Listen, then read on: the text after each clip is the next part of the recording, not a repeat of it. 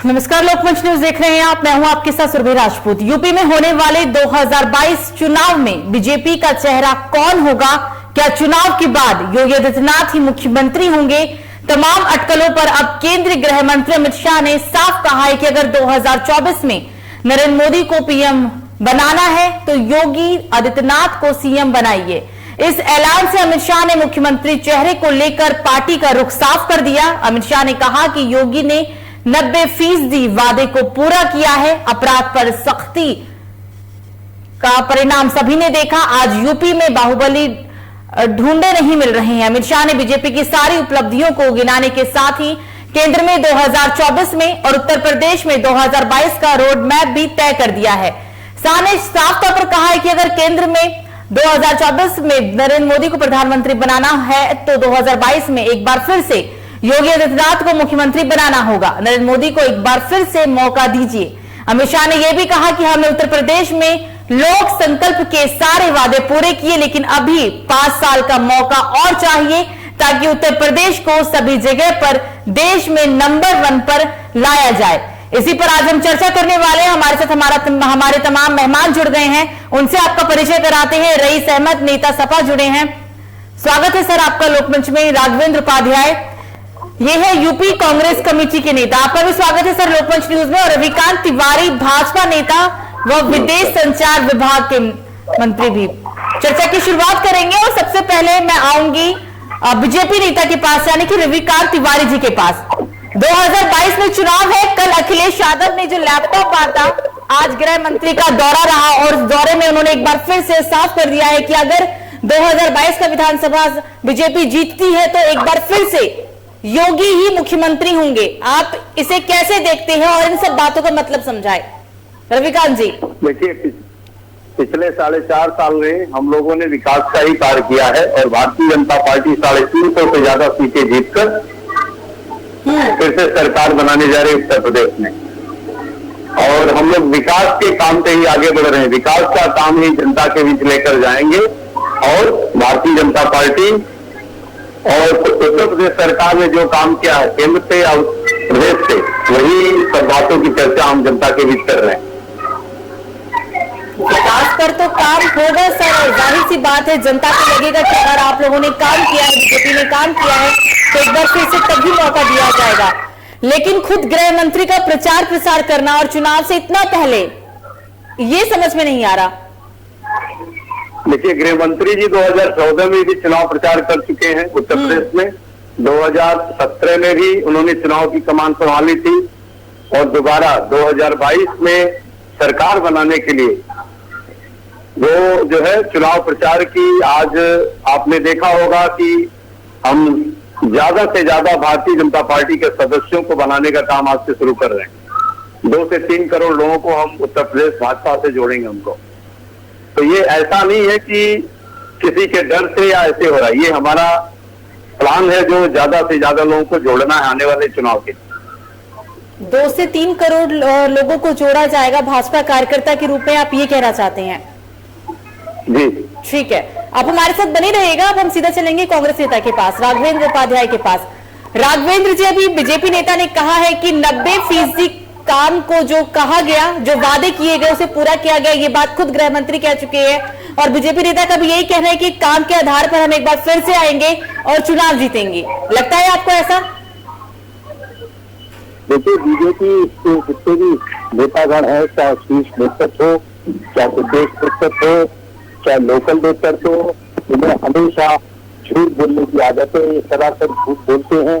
उत्तर प्रदेश में आपने देखा है किस तरीके से भ्रष्टाचार हो रहा है, किस तरीके से दलितों पर अत्याचार हो रहे हैं, अल्पसंख्यक लोग जो है उनका उत्पीड़न हो रहा है, दलितों के ऊपर अत्याचार और महिलाओं पर अत्याचार हो रहे हैं। लखीमपुर खीरी में क्या हुआ आपने अभी देखा, किसानों की हत्या कर दी गई गृह मंत्री चौधरी जी के लड़के द्वारा। किसान मारे गए और उसके बाद वो हत्यारा खुला घूमता रहा। इसको संजय करना जैसे कि हमारी राष्ट्र महासचिव प्रियंका गांधी वाड्रा जी उनको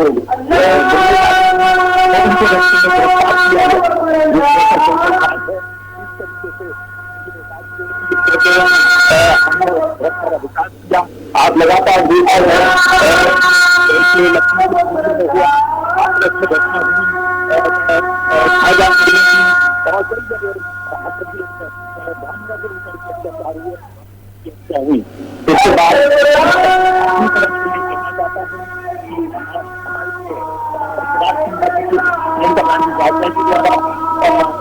पूरे से प्रतिज्ञा यात्राएं निकाली जा रही है, जिसमें कि हमारी के द्वारा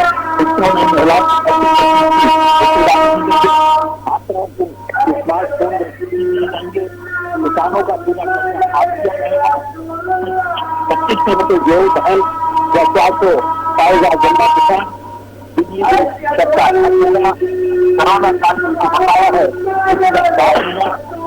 करेंगे। कोरोना के 25,000 रुपये हर परिवार को दिए जाएंगे। 30 लाख सरकारी काम करने वाले हैं उनको नियमित किया जाएगा। 10 लाख रुपये तक का 10 लाख रुपये तक का मुफ्त इलाज का ये प्रोग्राम किया जाएगा। ये हमारे नेता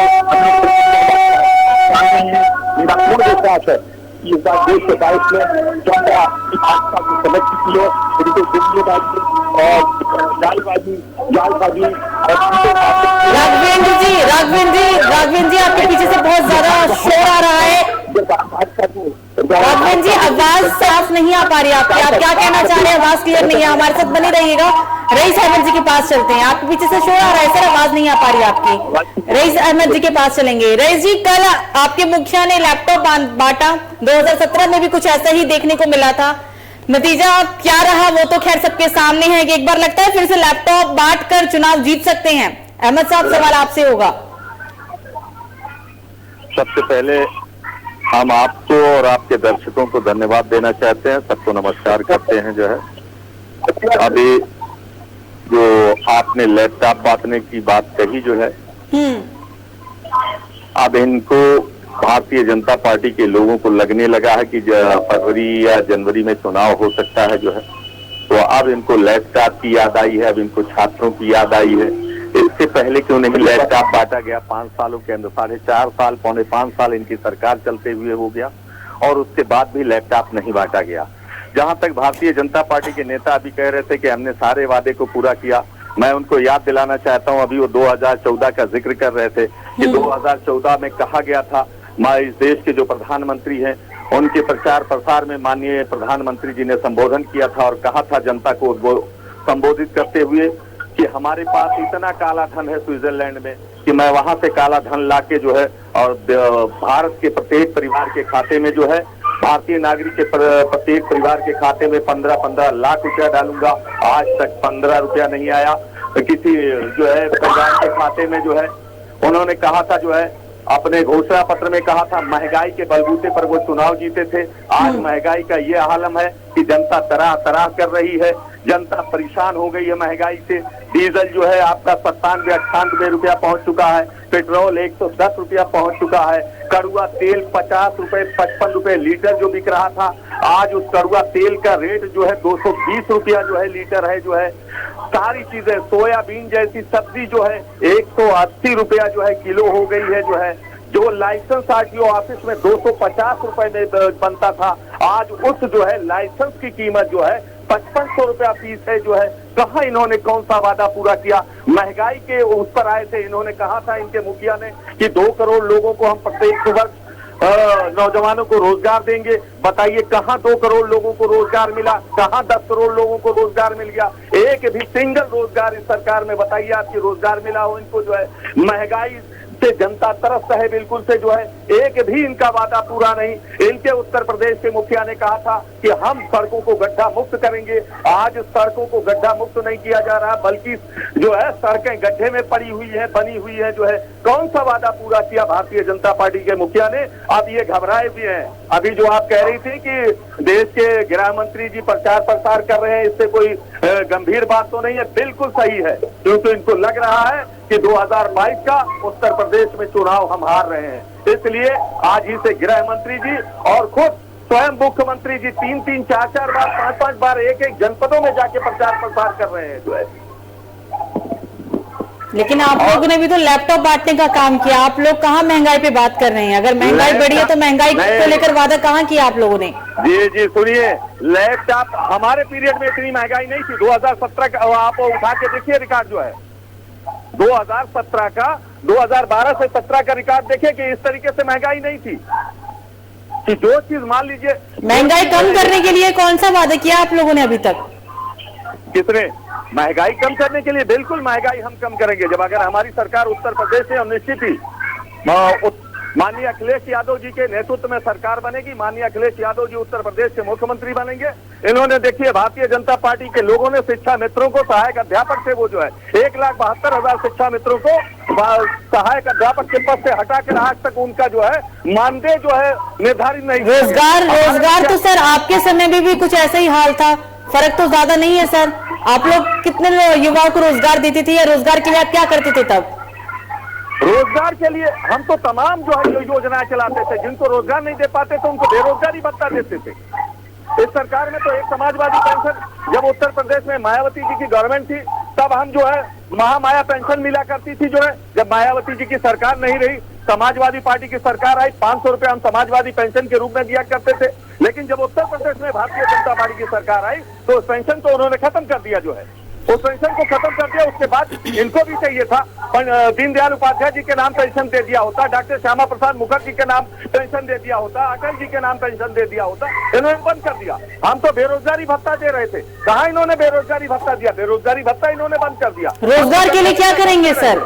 मूलभूत मुद्दे लोगों को क्या चाहिए? रोजगार चाहिए, महंगाई से निजात चाहिए, उसके लिए कहीं कोई बात करने के लिए तैयार है? हमारी सरकार आएगी, निश्चित ही नवयुवकों को रोजगार मिलेगा, और जिनको रोजगार नहीं मिल पाएगा उनको बेरोजगारी भत्ता हमारी सरकार ने सिर्फ पिछले कार्यकाल में दिया है। आप उठा के देखिए इतिहास को। रईस जी हमारे साथ बने रहेगा। एक बार फिर से राघवेंद्र जी के पास चलते हैं। राघवेंद्र जी, आपको मेरी आवाज आ रही है? मेरी आवाज आ रही है? हाँ, अभी क्लियर है सर, अभी साफ है। अब बोलिए आप।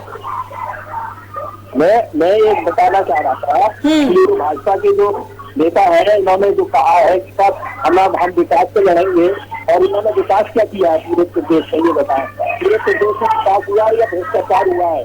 प्रदेश में इनसे पूछिए कि जिस तरीके से अल्पसंख्यकों पे और गरीबों पे, बच्चों पे और दलितों पे और महिलाओं पे जिस तरीके से अपराध की संख्या कम हुई है सर, महंगाई बढ़ी है, लेकिन अगर आप और विकास की बात कर रहे हैं तो विकास तो हुआ है। आपको नहीं लगता कि पिछले 4.5 साल में कुछ भी नहीं हुआ? ये विकास ही तो है। पेट्रोल के दाम बढ़ गए, डीजल के दाम बढ़ गए, गैस के दाम बढ़ गए, खाद्य सामग्रियों के दाम बढ़ गए। आज एक गरीब व्यक्ति अपना ठीक से खाना नहीं खा सकता। आप बताइए, एक नॉर्मल क्या मीडियम क्लास का भी जो व्यक्ति अपनी किचन नहीं चला पा रहा है, बड़ी परेशानियां हो रही है। पूरे देश में महंगाई है। आप ये बताइए, इन्होंने कोई महंगाई कम करने का काम किया? किसी भी तरीके से कंट्रोल करने का काम किया? खाद्य सामग्रियों के दाम बढ़ रहे हैं, इन्होंने किसी भी तरीके से कंट्रोल करने का काम किया?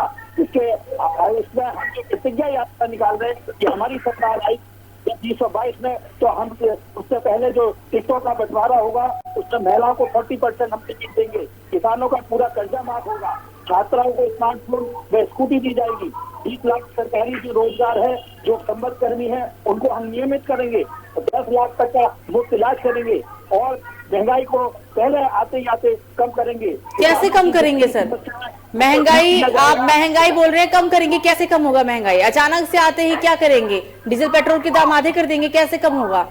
कोई मेथड तो होगा, कुछ रणनीति तो तैयार की गई होगी। जो यहाँ पे जो टैक्स लगाते हैं, लोकल टैक्स लगाते हैं, स्टेट के टैक्स लगाते हैं, उनको कम करेंगे हम।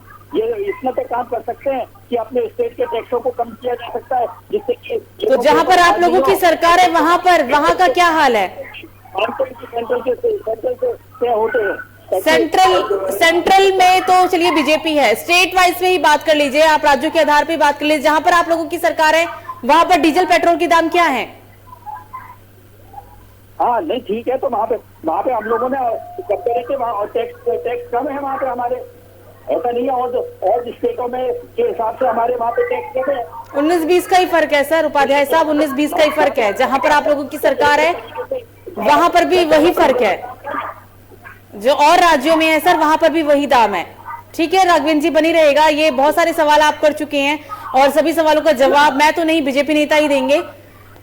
मैडम मैं इससे ये थोड़ा पूछना चाहता हूँ। पूछिए। ये जो अदानी के जो पोर्ट पर जो 3000 किलो हीरोइन पकड़ी गई, जो 21,000 करोड़ रुपए की थी, उससे पहले 26,000 करोड़ रुपए की हीरोइन भारत के युवाओं को दी गई और उनके बाजार में घूम गई। इसके लिए सेंट्रल गवर्नमेंट ने क्या किया? होम मिनिस्टर और प्रधानमंत्री के नाक के नीचे ये सब काम हो रहे हैं, जिन्हें इन्होंने क्यों नहीं किया? इसके बाद ही सतपाल मलिक जो हमारे गोवा के गवर्नर थे, उन्होंने 300 करोड़ रुपए का भ्रष्टाचार का आरएसएस भाजपा की गवर्नमेंट पर लगाया।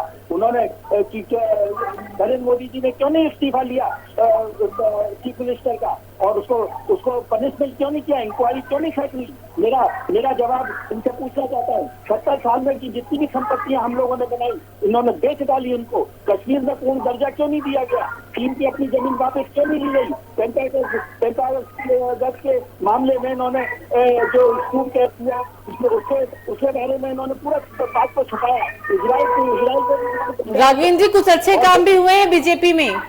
370, 35 से 3 तलाक, ये लोग भी बीजेपी के ही कार्यकाल में हुआ है ये काम भी। राम मंदिर, अगर खामियां गिनवा रहे हैं तो कमियों को भी जिक्र करिए, उपलब्धियां भी गिनवाइए। कश्मीर की स्थिति कैसी हो रही है? वहाँ पे अशांति फैल रही है, और आप बताइए पूर्ण राज्य का दर्जा क्यों नहीं दिया जा रहा है? उसको वहाँ पे इलेक्शन क्यों नहीं कराए जा रहे हैं? इलेक्शन तो होगा सर, लेकिन 35 से 370 भी तो हटा है ना। अगर कहीं हटाए तो इसका श्रेय किसको जाएगा? आपको, सपा को, या बीजेपी ही लेगा इसका श्रेय? क्योंकि काम तो उन्होंने किया है। नहीं तो उससे फायदा क्या हुआ ये बताइए। आपको नहीं लगता 35 से 370 से कोई फायदा हुआ है? आपको नहीं लगता? राम मंदिर बन रहा है, आपको नहीं लगता इससे फायदा है? मंदिर की जो आप बात कर रही है उसमें बीजेपी का क्या योगदान है? तो किसका योगदान है सर? बीजेपी का योगदान नहीं है। किसको योगदान है? बीजेपी का योगदान नहीं है, ये तो कोर्ट ने डिसीजन दिया जो है। जब आपकी सरकार थी तब कोर्ट फैसला क्यों नहीं सुनाया? जब आप लोगों की भी तो सरकार थी ना, आप लोगों ने एक भी बार इस मुद्दे को उठाया था। मुखिया उस समय हमारे मुखिया माननीय मुलायम सिंह यादव जी थे, उन्होंने भी कहा था कोर्ट का जो भी फैसला होगा, चाहे हिंदू के पक्ष में फैसला हो या मुस्लिम के पक्ष में फैसला हो, फैसला सब बीजेपी कार्यकाल में हुआ, इस बात को झुठला नहीं सकते। बीच में क्या हुआ क्या नहीं हुआ, लेकिन फैसला नहीं है। बीजेपी को जब हम श्रेय देते इसका, जब बीजेपी कोर्ट के फैसले से पहले महामंत्री बना देती, तब बीजेपी को इसका जो है वो श्रेय देते। मैं लेकिन बीजेपी को कोर्ट के आदेश आने के बाद, कोर्ट के आदेश आने से पहले हिंदू भाइयों ने चंदा दे रखा था, देखिए। और जब उसके बाद जो है, जब शिलान्यास करना हुआ, सुनिए आप जो है सुनना चाहती है, जब शिलान्यास करना हुआ तो जिन लोगों ने उस मंदिर जो है, मंदिर की जो है, मंदिर बनाने के लिए, मंदिर के लिए जो है बड़ी योजना चलाई, जो है रथ यात्रा चलाया, कश्मीर से कन्याकुमारी तक चलाया, लाल कृष्ण आडवाणी जी को उस शिलान्यास में पूछा नहीं गया, डॉक्टर मुरली मनोहर जोशी को पूछा नहीं गया, उमा भारती जी को पूछा नहीं गया, मानवर कल्याण सिंह, स्वर्गीय कल्याण सिंह जी को पूछा नहीं गया। क्यों नहीं पूछा गया? भाई साहब अब नहीं पूछा गया तो सर इसमें दिक्कत क्या है? और ये सवाल हम क्यों पूछे? ये तो फिर राजनीति हो जाएगी ना। नहीं, राजनीति नहीं। आपने कहा बीजेपी शासन में मंदिर बनी, उसके लिए मैंने कहा फैसला तो हुआ है सर, कोर्ट के आदेश से मंदिर बन रही है। कोर्ट का फैसला था सर, लेकिन सरकार किसकी थी? चलिए ठीक है सर, ये मंदिर मस्जिद पे बहस नहीं करेंगे क्योंकि बहुत बड़ा टॉपिक है, कोई समाधान नहीं निकलेगा ना, ये टॉपिक अभी खत्म होने वाला है। इस बात को यहाँ खत्म करते हैं, सीधा चलेंगे बीजेपी नेता के पास। सर, आपके देश के गृह मंत्री ने कहा है आज कि 90% वादों को पूरा किया गया है। कांग्रेस नेता भी यही कह रहे हैं कि कौन से वादे, कौन सा काम पूरा हुआ। सपा नेता भी यही कह रहे हैं कि कौन सा काम आप लोगों ने किया। इतने उपलब्धियां गिनवा रहे हैं, 2-4 हमें यहाँ पे बता दीजिए उपलब्धियां कौन कौन सी पूरी हुई है। उत्तर प्रदेश के देखिए, कांग्रेस की सरकार रही है और सेंट्रल में जो है कांग्रेस जो है 70 साल शासन की है। देखिए उत्तर प्रदेश के हर जिले में मेडिकल कॉलेज किसने बनवाया? ये भारतीय जनता पार्टी की सरकार ने ही किया है। आज जो है जिले में एक मेडिकल कॉलेज हर जिले में, फिर भी दूसरी लहर पे लोगों को बचा नहीं सके। जी कोरोना की दूसरी लहर में फिर भी लाखों लोग मर गए सर यूपी में। कोरोना के ऊपर ही सुन लीजिए, लोग कहते थे कि 130 करोड़ लोगों को वैक्सीन कैसे लगेगा। आज एक साल में आपने देखा कि 100 करोड़ से ज्यादा लोगों को वैक्सीनेशन हो चुका है। अगर सपा और कांग्रेस की सरकार होती, कितने लोग काम नहीं किया है, सिर्फ नाम चेंज किए, स्टेशनों के नाम चेंज कर दिए, डिस्ट्रिक्टों के नाम चेंज कर दिए, यूनिवर्सिटियों के नाम चेंज कर दिए। कोविड में हमारी सरकार ने काम किया। अगर आप लोग होते तो वैक्सीन ही नहीं मिलता लोगों को, बल्कि वो सहयोग करने के बजाय तो बचाते रहे कि ये बीजेपी की वैक्सीन है। आखिर अंत में सारे लोग लगवाए ना। कितने लोग ऑक्सीजन की कमी से मर गए, देखा भाई साहब आपने कि कितने लोग ऑक्सीजन की कमी से मर गए, कितने लोगों के अर्थियों को जो है लकड़ी तक नहीं नसीब हुई, इसको नहीं देख रहे हैं आप। इस आंकड़े को भी उठा के देखें कि ऑक्सीजन की इतना बड़ा वैक्सीनेशन का जो काम हुआ है वो आपको देखना सरकार अभी कोरोना, आपने कहा कि हमने अस्पताल बनवाए हैं यूपी में, उन अस्पतालों में ऑक्सीजन नहीं, अस्पताल में बेड नहीं, उस अस्पताल का क्या करेंगे? प्रबंधन का आज के डेट में देखिए हर अस्पताल में ऑक्सीजन की सप्लाई है। आत्मनिर्भर अस्पताल बन गए हर जिले में। 1-1 लाख रुपए में सिलेंडर ऑक्सीजन का बिका है। 1-1 लाख रुपए लोगों ने देकर और ऑक्सीजन लिया। सिलेंडर जो है ऑक्सीजन का दवाइयों का हुआ है। देखिए नदियों के किनारे लाशों का क्या हाल हुआ है। अगर भारतीय जनता पार्टी की सरकार नहीं रहती तो कोविड की स्थिति दूसरी सरकारों में जो हुआ है आपने भी देखा है। वाह भाई वाह, बहुत धन्यवाद। सर दूसरी लहर में सर सभी ने सब कुछ देखा है। कौन सी सरकार थी जो दूसरी सरकारों में क्या हुआ है जो है। कितना नाच किया आप लोगों ने पूरे देश में, प्रदेश में, वो किसी सरकार ने नहीं किया है। बहुत अपनी पीठ आप झूठी ठोक रहे हैं। 100 करोड़ से ज्यादा लोगों को वैक्सीन लगवाना आप ही के वैक्सीन सर 100 करोड़ की सर वैक्सीन नहीं लग सकता। तिवारी साहब 100 करोड़ लोगों को वैक्सीन कब लगी? अभी लगी है ना, जब कोरोना की दूसरी लहर थी उस वक्त यूपी का क्या हाल था? उस वक्त को लेकर हम बात कर रहे हैं। आपने कहा कि अस्पताल है, उस वक्त क्या अस्पताल थे? अगर अस्पताल भी थे तो उसमें बेड नहीं और उसमें ऑक्सीजन नहीं। मैडम बाकी जगह में देखिए उसके कंपेयर में हमारे सर बाकी जगह भारत में जो काम हुआ, सर बाकी जगह से यूपी का कंपैरिजन क्यों करें हम? बात तो अभी यूपी को लेकर कर रहे हैं ना।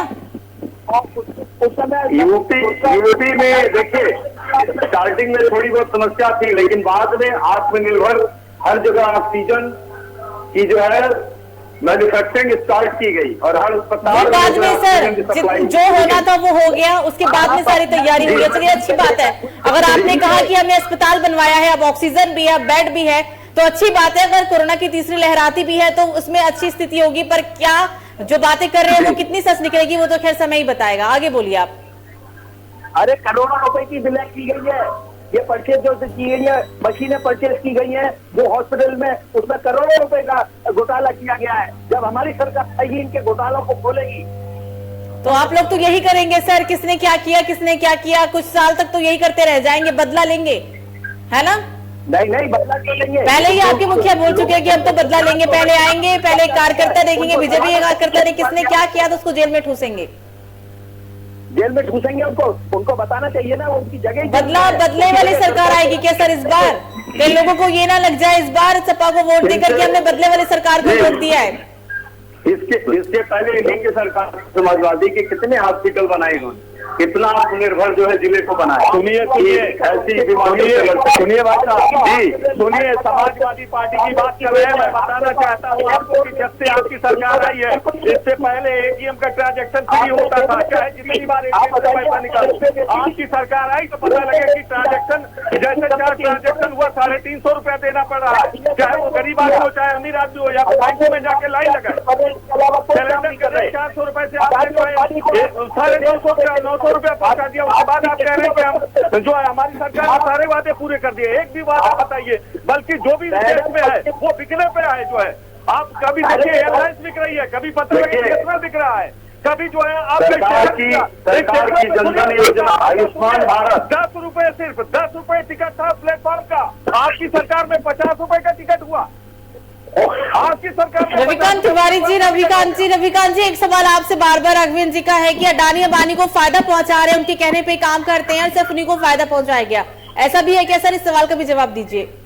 नहीं नहीं, ऐसा कुछ नहीं, किसी को फायदा नहीं पहुंचाया जा रहा है। देखिए, इसको झूठ बोलने में निजीकरण होने से काम जो है और जो है सुनियोजित ढंग से हो रहा है, इसके लिए किया जा रहा है। बोलने का ट्रेनिंग दी जाएगी, ऐसा किसी को फायदा, पब्लिक के हित में ऐसा कार्य हो रहा है तो वो सच माना जाएगा। ये RSS की भाई साहब एक चीज बता दीजिए कि पब्लिक हित में कौन सा फायदा किया है आपने, ये बता दीजिए जो है। हिस्सा की सरकार है, झूठी बहुत सारी चीजें बहुत सारी चीजें ऐसी है जी जो पब्लिक के हित में ही। आज भी आप ये बता दें देखिए, कि कौन यूपी में माफिया राज का पूरी तरह से खात्मा हो चुका है। हाँ बिल्कुल खात्मा हो चुका, सही कह रहे हैं। फैजाबाद में दिन दहाड़े परिवार को, ड्राइवर परिवार की हत्या कर दी जाती है। बहुत बढ़िया। कानपुर में जो है व्यापारी की हत्या कर दी जाती है पूरे परिवार की, यही गुंडाराज समाप्त हो गया है। गोरखपुर में मनीष की हत्या कर दी जाती है एक व्यापारी की, यही आपका गुंडाराज समाप्त हो गया है। ये किसानों पर गाड़ियां चढ़ा दी जाती है पीछे से। किसानों का जो मुद्दा है वो देखिए, किसानों का जो मुद्दा है, किसानों के मुद्दे पर आपको बात नहीं करें। कानपुर में प्रेम कुमार की हत्या की जाती है, वो गुंडाराज में शामिल नहीं है। आप बताइए, किसानों का जो मुद्दा है जी, गाजियाबाद में, रायबरेली में, अमेठी में, सुल्तानपुर में, फतेहपुर में, बस्ती में, झांसी में, लखीमपुर खीरी में। तिवारी जी किसानों को लेकर बोलिए सर, किसान बोल के रह गए। राजस्थान में भी ऐसी घटनाएं बहुत सारी हुई है। तिवारी जी किसान को लेकर आप बोलिए, पहले किसान को लेकर आप कुछ कहना चाह रहे थे, किसान को लेकर बोलिए क्योंकि समय नहीं है हमारे पास ज्यादा, बोलिए। बोले किसानों के साथ जो घटनाएं हुई, सच में किसान तो है नहीं। कौन से किसान नहीं है सर? वहाँ कौन किसान नहीं है? मतलब ये झूठ बोलने की, ये जो अगर वो लोग किसान नहीं है तो आपके मंत्री बात करने के लिए क्यों जाते रहे अभी तक? विपक्ष ने जो पूर्व नियोजित घटना जो लखीमपुर खीरी में की, उसकी जांच होनी है, सारे नाम जो सामने आएंगे। सोच समझ कर बोलिए सर, चुनाव भी आ रहा है, जरा उसकी भी सोच लीजिए। अगर सच में कहीं वो किसान नहीं निकले तो पता नहीं फिर भारतीय जनता पार्टी का क्या होगा। सर समय फिलहाल हो चुका है, इस चर्चा को यही समाप्त करेंगे। आप तीनों ही मेहमान हमारे साथ जुड़े, इसके लिए आप तीनों का बहुत बहुत शुक्रिया। तो अब शाह ने साफ कर दिया है कि अगर 2024 में नरेंद्र मोदी को प्रधानमंत्री बनाना है तो 2022 में एक बार फिर से योगी आदित्यनाथ को मुख्यमंत्री बनाना होगा। इस बात के अब कई कयास लगाए जा रहे हैं क्योंकि जिस तरीके से कल अखिलेश यादव ने लैपटॉप बांटा और अखिलेश यादव अब सीधे तौर पे चुनावी मैदान में कूद पड़े हैं क्योंकि वो पहले ही साफ कर चुके हैं और अभी तक भी कह रहे हैं कि उन्हें इस बार बीजेपी पार्टी को हराने के लिए किसी से भी गठबंधन करना पड़े, कुछ भी करना पड़े वो करेंगे, लेकिन बीजेपी को चुनाव जीतने नहीं देंगे। क्या होगा ये तो खैर आने वाला समय ही बताएगा क्योंकि सिर्फ कुछ महीनों में ही अब यूपी में चुनाव होना है। हालांकि अमित शाह ने यह भी कहा है कि मुख्यमंत्री योगी आदित्यनाथ ने 90% वादों को पूरा किया, उन वादों को पूरा किया गया या नहीं ये भी जनता ही जवाब देगी। फिलहाल अभी के लिए मुझे दीजिए इजाजत। लोकमंच न्यूज पर खबरों का सिलसिला जारी रहेगा। नमस्कार।